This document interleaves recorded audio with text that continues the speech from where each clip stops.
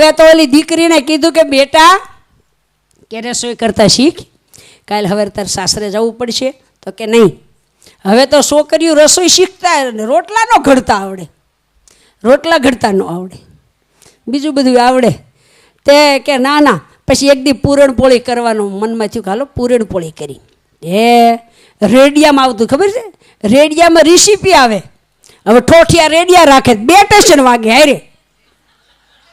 તે radio platform ઉપર મૂક્યો. પછી કે ઓલી તુવેરની દાળ બાફો, એનો માવો બનાવો, પછી ઘઉંનો લોટ બાંધો, આવું બધું આવે ને એટલે બાંધ્યો. પછી પૂરણપોળી વિગત આવતી હતી, રેડિયો ખોટવાઈ ગયેલો, તે બીજું સ્ટેશન આવ્યું, એમાં આવે યોગા.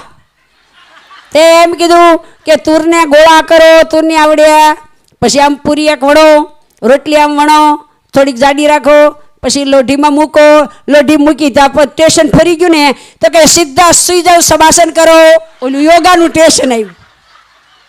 તે સીધા સપાટ હુઈ ગયા રહોડામાં. 2 સ્ટેશન વાગે એમાં યોગાનું આવે. રેખાબેન તમારી જેમ યોગા શીખે તે યોગા આવે રેડિયામાં. શબાસન કરો, સીધા સુઈ જાવ. તે સુઈ ગઈ. ત્યાં ઘરવાળો આવ્યો કરે કે શું કરે છે? કાંઈ લોઢી બળે ચૂલા પર સુઈ. કેમ કે શું થયું છે તને? એ કે મને કાંઈ નથી થયું, તમને કાંઈ ખબર ન પડે. હું આ રેસીપી આવી? શું આવી રેસીપી? એ કે પૂરણપોળીની રેસીપી આવી, સીધા શબાસનમાં સુઈ જાવ. તને આ ભાન છે કે નહીં? આ 2 રેડિયો ખોટવાઈ ગયેલો છે, 2 સ્ટેશન ભેગા વાગે છે. એક સ્ટેશનમાં આવે છે યોગાની વાત ને એકમાં આવે છે પૂરણપોળીની વાત. માટે જરાક સમજણ રાખ. તમને જ કહેતી હો, માટે થોડીક સમજણ રાખવી. એ ધીરિયાને ઉતાવળા બહુ થવું નહીં.